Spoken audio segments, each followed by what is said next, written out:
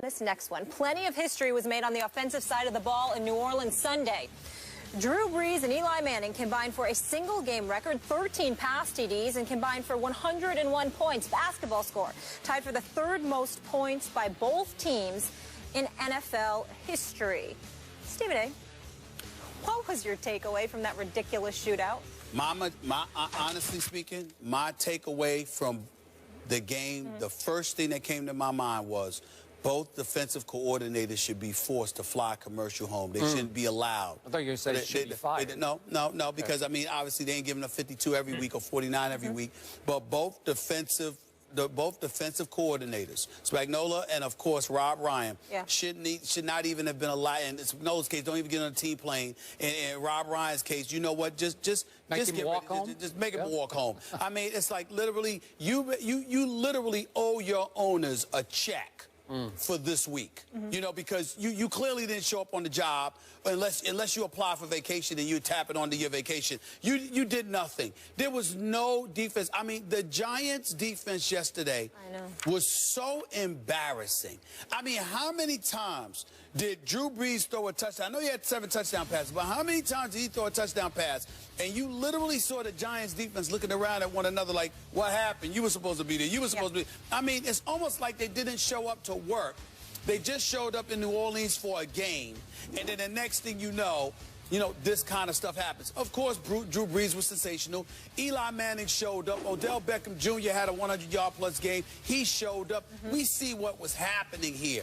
But there was literally no defense. It looked like a Big 12 game, for crying out loud. No defense whatsoever. And by the way, Tom Coughlin should be ashamed of himself, too. This man has a defensive background. This man has credentials. He's a 2-time Super Bowl champion. And talk about the identity of the New York Giants. When they won Super Bowls, it was all about their defense. With Parcells, with Tom Coughlin, okay? Led by Strahan or Justin Tucker or these boys. It didn't matter. You saw a defense.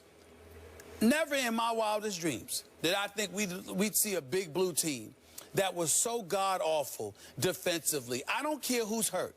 I'm not even going into all those semantics. How could you look that bad? They were atrocious to the point where it doesn't even make sense to me to talk about a Drew Brees or to talk about an Eli Manning because it really, really, really doesn't matter.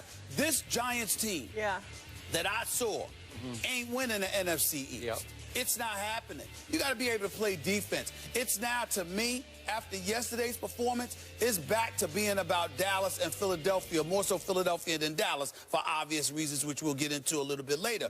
But in the end, the Giants, I don't care about their 4-4 record. I don't care about the fact that they're in first place. You can't play defense like that and win. That was just embarrassing. That's all I took from it. I just sat up there and watched. It's like, this is not an NFL game. And if it were college, you're excited about it. But there's something about it being an NFL game that just turns you off. That you looked at the NFL and you literally said to yourself, these are supposed to be professionals. How do you look? Even when New England dropped 50 on Jacksonville didn't look like that. You know, you just got methodically picked apart by a clearly superior team. No, in the case of the Giants against the Saints, it literally looked like both teams decided not to play defense. The 29th and 30th ranked defense going into it, total. I mean, it's like, I couldn't believe how bad they looked. I really couldn't. Did the game count? Yes. It goes in the standings, It goes in the standings. Okay, I want to make sure of that, because you said it didn't look like an NFL game. It did, And by the way, before I launch on this, Molly is threatening to unfollow me on Twitter. I trolled him last night. I thanked the Saints for winning that game for me and my Cowboys, and in it, I wrote Giants in all lowercase letters. And everything like else little in Giants. caps. Okay? Just obnoxious. She's going to unfollow me over it was obnoxious. That's fine. Okay, here's my takeaway. No team that gives up 52 points deserves to win the NFC East. I'm sorry, no team. Right. So that was my #1 takeaway. And #2, because the game did count in the standings, dropping the Giants to, what, 4-4? First place. Now, somehow, some way, God. embarrassingly enough for the division, my Dallas Cowboys are still only one game out of first place in the loss column. Only one game out of first place in the loss. Are you kidding me? And, you know, my other takeaway was that the ultimate new accident waiting to happen in pro football is your New York Giants. How did they lose that opening game at Jerry World? And then follow that up by a loss to the Falcons. They lost to the Falcons. And the Falcons are starting to get exposed as just pretty good. Not great, not dominant. They're just pretty good. They lost at home to Tampa. They almost lost at home to the Redskins. Remember that? So they're getting exposed. Yes. They're coming back to earth quickly. And yesterday, the New York Football Giants managed to blow this game on a face mask penalty by the punter. By the punter. By Brad Wing. The punter. Here he is. He gets a face mask as the ball is fumbled forward. This is Cowboys-esque. This is Cowboys-esque. Yeah. This is old Cowboys. Previous Cowboys-esque. These are the Cowboys you used to laugh at, scoff at, ridicule for being the accident waiting to happen. And now it's Brad Wing. Brad Wing, he gets a face mask, and all of a sudden they've got a 50-yard field goal, and the new kicker hits it, and the game is over. And here's the God's truth of what happened yesterday. Your Giants didn't deserve to win this game because your Giants were 1 out of 8 on third down. In this shootout, they still were only 1 of 8 on third down. And when you look at the total yards, your Giants had 416, which is really good. The other team's got 614, so almost 200 fewer yards do your Giants have than Drew Brees and company, right? Yeah. And the Giants did have 1 defensive touchdown on the fumble return, 63 yards. Okay, so you hang in. That actually put you ahead.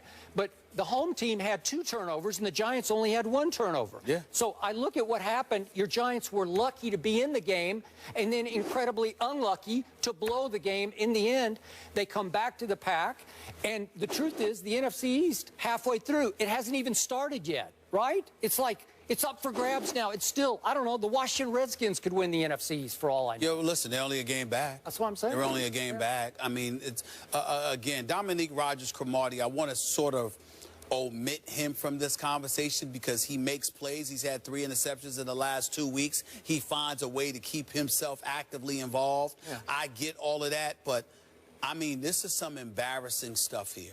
And you Spagnola, I mean, you should be ashamed of yourself. You Rob Ryan. I don't care that you won. You should be ashamed of yourself. You Rob Ryan, your defense. I mean, talk about somebody that lost his luster. I mean, think about it. Once upon a time, we just sat there and said if he lost some weight and got a haircut, you know what, he could be a head coach. He could be a head coach. Gotta look the part. Gotta show up to work, look a professional. Get a haircut. Go to a salon, or in his case, a salon, not a barbershop, and just get the haircut. Do whatever. Okay. Do whatever you need to do. Yeah. But then you look at this defense and the way that it has played, particularly yesterday too. Just no excuse whatsoever. And the Giants didn't even run the football. Everything was with their passing attack. And you just looked at it, and somehow, some way, despite throwing 6 touchdown passes, 350 yards. I mean, what is it here? You know, a rating of 138. Yeah. Somehow, some way, Eli Manning still lost this game. He lost the game. The New Orleans, listen, New Orleans defense is bad. It was bad yesterday. But the Giants were so embarrassing because, again, at least when New Orleans got beat, there was somebody in the vicinity. Yep. I mean, you look at the Giants, it was like, literally, who was it that scored the 1 touchdown where he's just strolling in? When he just strolling, I mean, who was? I mean, literally walking in, looking behind, and it's like, oh, there's nobody near me. Nobody's home. He literally could have walked the last 30 yards. Most yards allowed since 1943 by the Giants. I don't even understand it. I really don't understand it. He literally could have walked the last 30 yards. Yeah. Walked. Was that fun for you? Did you enjoy that? Great time. That was my great moment of the day. Yeah. How about those Cowboys? We'll talk about Colston. them. It was Colston. Yeah. I'm just saying. I just looking at him. He's like he couldn't believe how wide open he was. Yeah. It was just embarrassing, man. And like I said, it's an NFL game. You don't anticipate seeing something like that. That was just bad. Okay. As long as we don't have to talk about the Cowboys today, I'll be happier. Right. Of course we're talking about the Cowboys today. Of course. Oh, well, I'll lay out of this one. Right. I'll let Stephen A. handle it. Please. The NFC is looking like the AFC South. It's bad. Right. In a battle of Skip and Stephen A.'s Super Bowl teams, the Cowboys lose a close one at home to the Seahawks. The Cowboys lost again, Skip. Don't miss the guy's reaction. And we're here for your Monday motivation. Check us out on our IG page right now where I give you the complete rundown. Oh, it's been a long, long time since the Cowboys won. Look at that video right there. That looks exciting. Can't wait to go to Instagram.